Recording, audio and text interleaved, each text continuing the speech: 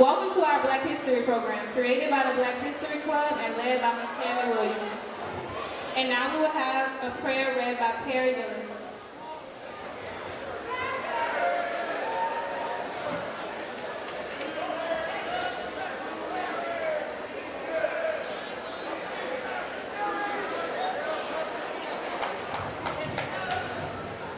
Good morning. Hey, I'm sorry, y'all. I need some silence for the prayer, please. Dear Heavenly Father, I just want to thank you for gathering us here today, allowing us to see another day.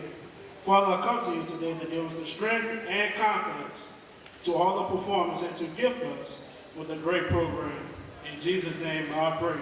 And everybody said, Amen.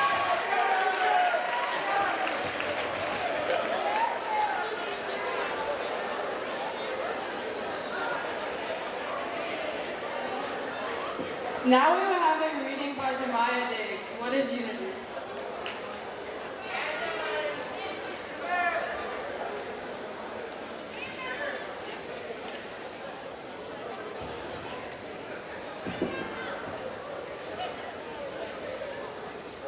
What is unity? Unity is what we call coming together. Forming a union allows different types of people to use their strengths to outweigh their weaknesses. It allows multiple people to see what they may have in common with others. It teaches cooperation, communication skills, and gives you an opportunity to complete difficult tasks. For example, when you join a team, your performance no longer matters. The work you contribute does not count, but what does count is the way that you perform with your team. Doing things as a whole instead of doing it by yourselves causes you to achieve more. No matter your background or your race, we are all seen as one. When we come together, we can do amazing things, and that's the power of unity.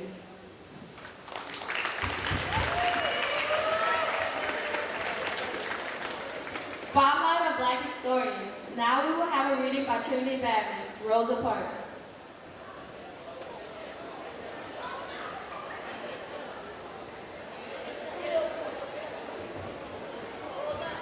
Hello. I am Rosa Louise Macaulay Parks. I'm an American activist of Black rights, and Congress has even called me the First Lady of Civil Rights. On a Thursday night of December 1st, 1955, I changed my life by refusing to allow myself to be treated inhumanely. I was tired of giving in to fear and constantly following orders, and so I finally stood up for what was right. So yes, I sat in the seat that I chose, and I got arrested for it. But after that, I fought for the rest of my life alongside legends for the freedom that Black people have today. Next up speaking is Tristan Poindexter, Martin Luther King.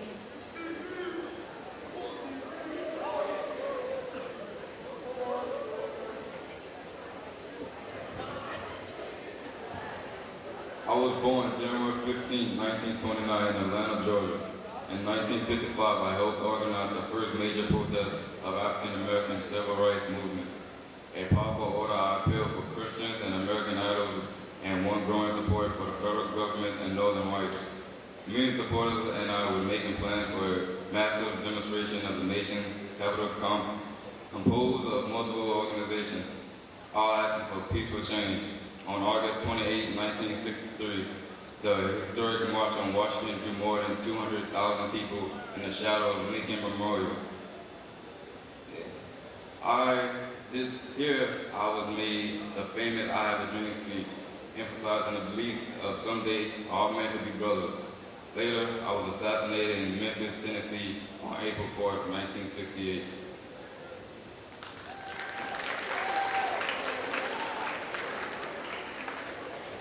Now we have Taylor Herman with a reading, Harriet Tubman.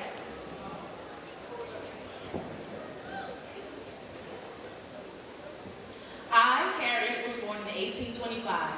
I was originally born as Araminta Ross, but it later changed to Harriet after my mother. I was born a slave and raised on Maryland's Eastern Shore, where the lines between slavery and freedom were often blurred. I earned the nickname Moses after the prophet Moses in the Bible, who led his people to freedom. In all of my journeys, I never lost a single passenger. I was an active proponent of women's suffrage and worked alongside women such as Susan B. Anthony. During the Civil War, I also worked for the Union Army as a cook, a nurse, and even a spy. I am proud to say that I was the first woman to lead a combat assault. I died of pneumonia on March 10, 1913, at the age of 93.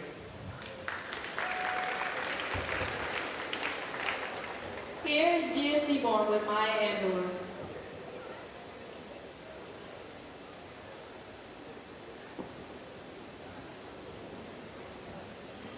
My name is Maya Angelou. I was born on April 4th, 1928 as Margaret Johnson in St. Louis, and I had a difficult childhood. My parents divorced when I was 3. When I was 7, I was sexually assaulted by my mother's boyfriend. After testifying against him, my attacker was beaten to death in an alley, causing me to believe my voice was too powerful. So I decided to remain nearly mute for the next 5 years. I had worked as a cook, waitress, worked on the streets, worked as a performer, playwright, editor, and director. At the age of 16, I was the first African American and the first female streetcar conductor in San Francisco. As a civil rights activist best known for my 1969 memoir, I Know Why the Caged Bird Sings, which made literary history as the first nonfiction bestseller by an African American woman. In 1993, I recited my poem on the Post of Mourning, making me the first poet to make an inaugural recitation since Robert Frost. My works are widely used in schools and universities worldwide. I later died of natural causes on May 28, 2014.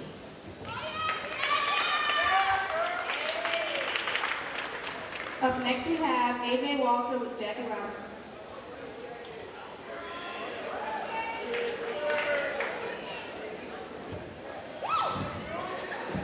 I, Jackie Robinson, was born in Georgia on January 31st, 1919. I attended John Muir High School in Pasadena, California. I was an excellent student athlete and played 4 sports. After high school, I attended UCLA, where I was the first student to letter in 4 sports. Due to financial hardships, I was forced to leave just shy before graduation. I was the first black man to play Major League Baseball. I took the field with the Brooklyn Dodgers in 1947. I have distinguished myself to be one of the game's most talented and exciting players. Being the first black man to play Major League Baseball was very tough. I was called very dreadful words, and my family received threats. Throughout all the difficulties, I continued to maintain my composure during this rough time period. I, Jackie Robinson, is the definition of black power.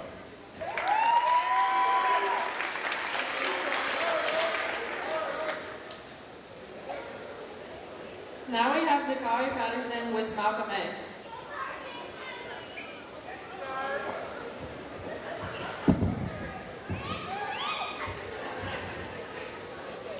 Education is the passport to the future, for tomorrow belongs to those who prepare for it today. I am Malcolm X, born as Malcolm Little on May 25, 1925. I am an African-American Muslim minister who spreads education for mental freedom and the word of Allah for the power of my people. I was raised up in a hard knock life, leading to what the man wrote on me as paper, but then I found my calling for a better purpose and the improvement of my people.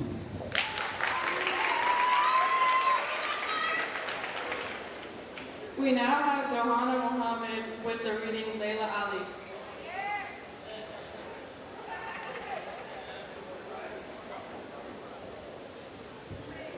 I am Layla Ali, a woman who desires nothing more than to inspire forthcoming generations of strong-willed and respected women.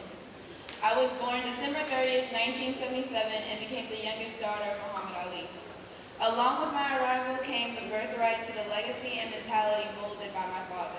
His success taught me a lot within the ropes that I've executed.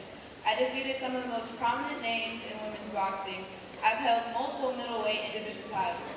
My most famous fight took place on June 8, 2001. I defeated Jackie Frazier-Ride, daughter of boxer Joe Frazier.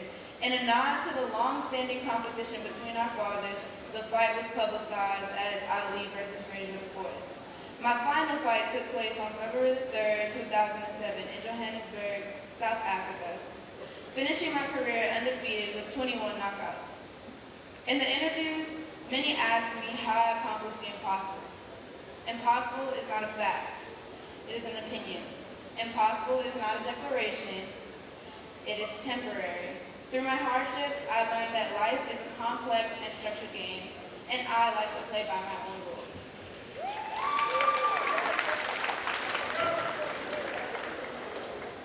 Here's a dance performance by Jemiah Diggs, Denise Gillespie, Elena Stewart, and Corliss Dudley.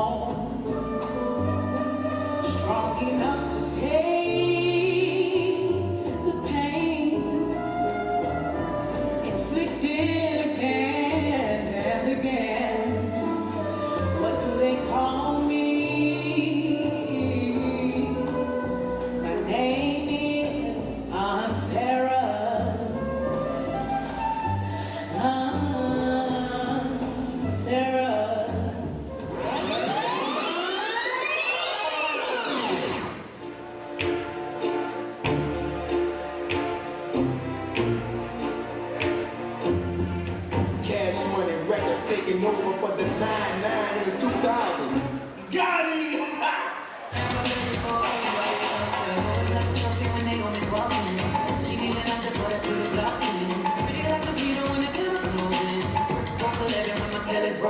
I think tonight she might break her break. Telling it to stop to go her straight. She is a business and mindful.